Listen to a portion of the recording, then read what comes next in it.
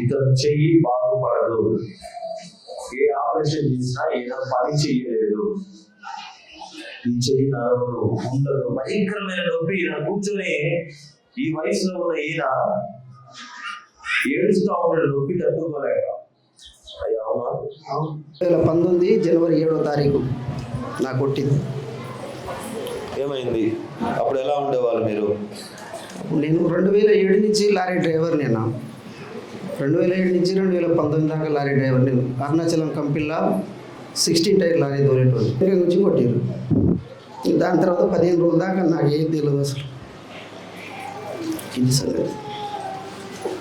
ఎన్ని ఖర్చులు పెట్టాలి చేతి కోసం? 9 లక్షల దాకా పెట్టిన. నిమ్స్ హాస్పిటల్లో 6 నెలలు ఉన్నా.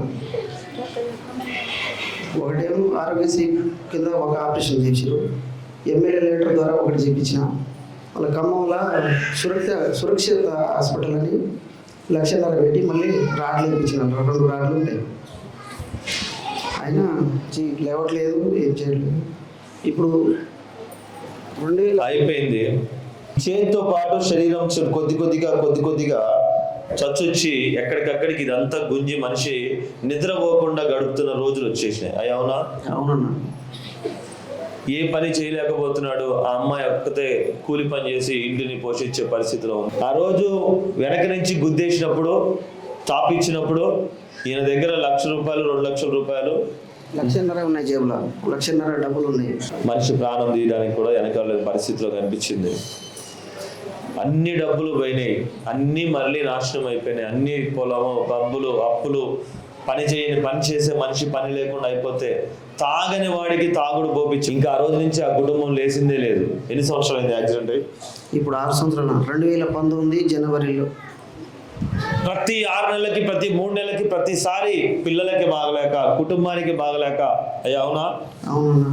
అందరికీ బాగలేక ఏదో ఒక అనారోగ్యం. 3 పిల్లలు, 1 కుమారుడు, 2 కూతుర్లు. అమ్మాయికి బాగలేక నరకం అనుభవిస్తున్న వాళ్ళకి ఆ చెల్లి ఎక్కడ పరిచయం అయిందో తెలియదు. కూరగాయల మార్కెట్లో కలిసిందన్న. కూరగాయల మార్కెట్లో కలిసి మా ఆమె చెప్పిందంట, అట్లా వాడి మందిరానికి పోతే నీ పని నువ్వు చేసుకుంటావన్నా అని నాకు కూడా 2-3 సార్లు చెప్పింది. అయితే ఆడ నుంచి అమాస రోజే వచ్చిన నేను ఇక్కడికి. జనవరి అమాస రోజు వచ్చిన ఇక్కడికి 2003లో. 2023లో జనవరిలో అమాస రోజు వచ్చిన వీడికి వచ్చిన తర్వాత మరి దేవుడు ఏం చేసినాడు? నాకు మంచి మేలు చేసినాడు. అయితే నాకు 2019లో ట్రాక్టర్ ఉంది. ట్రాక్టర్ దున్నేటోళ్ళు లేక డ్రైవర్లని, పిల్లగాళ్ళని బతిలాడి నీకు 10,000 ఇస్తా కానీ నాది ఒక 6 ఎకరాలు దున్ని పెట్టమని బతిలాడితే ఒక 4 రోజులు వచ్చేది, 4 రోజులు రాకపోయేది. ఈమె మనం డబ్బులు ఇస్తున్నాం ఎందుకు రాడని ఈమె గొడవ. ఇంకోటి ఏంటంటే ఇక వాళ్ళు రావట్లేదని మాకు తెలియకుండా వరం సాటిన కూర్చొని బాగా ఏడ్చేదాన్ని నేను. ఏంది నా బతుకు, ఒక 16 టైర్ లారీ తోలేటోని ట్రాక్టర్ తోలేక నా బతుకు ఏందని ఇక వరం సాటిన కూర్చొని ఏడ్చేదాన్ని. పంట పండిస్తేనే ఇంట్లో భోజనం, వ్యవసాయం చేస్తేనే ఆయన చేయగలిగింది. ఆయనకి తెలిసింది డ్రైవింగ్. ఆ డ్రైవింగ్ చేయడానికి చేయలేదు. ఎంత కష్టాలు అనిపిస్తాయి అమ్మా, అవునా కదా? ఒకరోజు 1 లక్షల రూపాయలు జేబులో మోసిన చెయ్యి, చేతులు, భోజనం ఇంట్లో అందరూ తినాలంటే పని చేయకుండా అయిపోతే ఎంత బాధ అనిపిస్తుంది? అనిపిదా?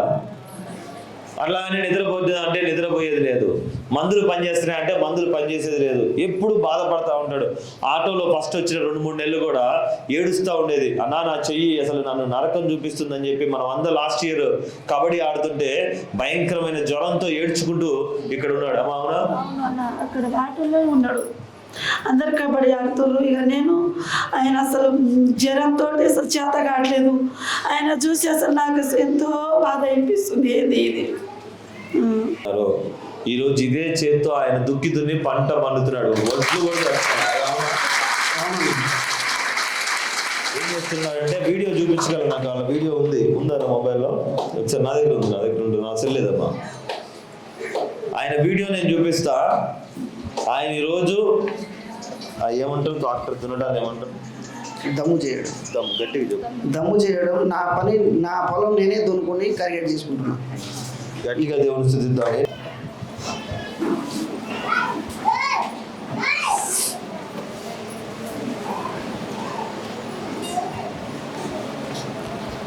వీడియోని చూపిస్తాను మీకు.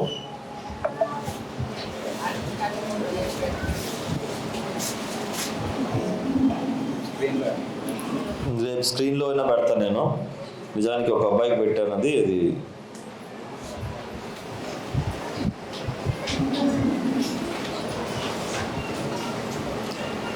ఆ వీడియోలో ఇలాంటి మనిషికి దేవుడు దుఃఖి, అది కూడా ఆయన ఒకటే డాక్టర్తో తోలుతున్నాడు. రేపు మీకు కంపల్సరీ స్క్రీన్లో ప్లే చేస్తాను వీళ్ళ సాక్ష్యాన్ని. కూర్చొని నేనే చేస్తాను, ఆ సాక్ష్యం ఎడిట్ చేస్తాను. సాధ్యమేనా? ఆయన దానికోసం ఏ చెయ్యి అయితే అస్సలు పనిచేయదో ఆ చేతితో ఈరోజు దమ్ము చేయడం డాక్టర్ కష్టమా కాదయ్యా? కష్టమేనా?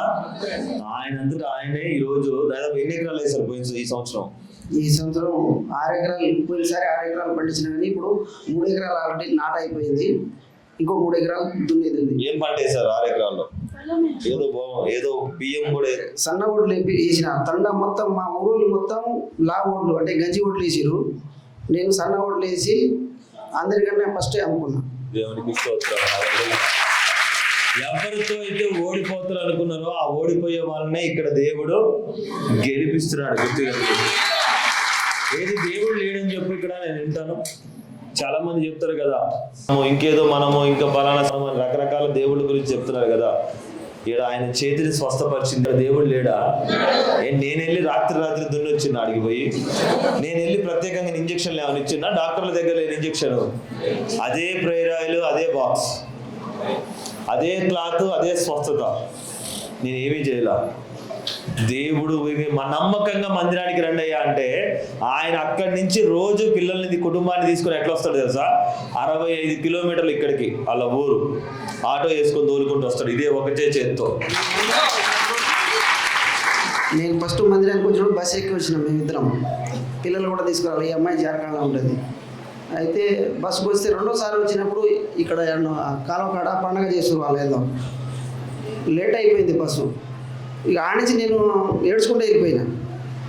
నాకు ఏకీలు ఏం లేనందుకు నేను మందిరానికి టయానికి చేరలేదు, ఏం చేయాలని ఏడ్చుకుంటూ వెళ్ళిపోయినా. ఇంటికి పోతే నువ్వు చర్చికి ఎందుకు పోలేదని ఈమె గొడవ. అయితే నెక్స్ట్ టైం నుంచి సూర్యాపేట ఈమెకు తెలియకుండానే పోయి ఆటో మాట్లాడుకున్నాను. కొన్న ఆటో ఫైనాన్స్లో లక్ష నెట్టు పెట్టి కొన్నా. ఆ ఆటోను మా తమ్ముని కొడుకు తెత్తుండు. ఆయన తోలమని అంటే 4 రోజులు తోలండి, ఇచ్చిపెట్టి నేను తోలను ఇచ్చిపెట్టిపోయాడు.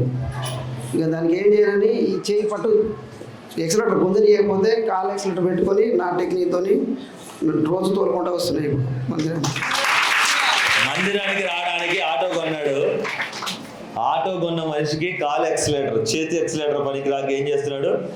కాలు ఎక్సలేటర్ తొక్కుంటూ ఆటో తోలుకోవడం నేర్చుకున్న మనిషి ఈ రోజు తనకంటూ ఒక గేర్ సపరేట్ గా తయారు చేసుకొని ఇదే చేత్తో ట్రాక్టర్ కూడా తోలుతున్నాడు గట్టిగా. ఎవరితో కాదు అనుకుంటామో వాళ్ళే దేవుని సన్నిధిలో నిలబడుతున్నారు. వాళ్ళ ఊర్లో ఆశ్చర్యపోతున్నారు, ఈ చెయ్యి లేనోడు ఏంట్రా ఇంత వ్యవసాయం చేస్తున్నాడు అని చెప్పేసి గట్టిగా దేవుని స్థుతిద్దాం. ఈ కుటుంబం బాగలేనోడేంటి, ఈ పిల్లలు బాగలేక, కుటుంబం బాగలేక, తినడానికి లేక చచ్చిపోతారు అనుకున్న వీళ్ళు ఈరోజు టన్నుల కొద్దీ, క్వింటాల కొద్దీ దేవుడు మరలా వ్యవసాయం పంట పండించే స్థాయిలో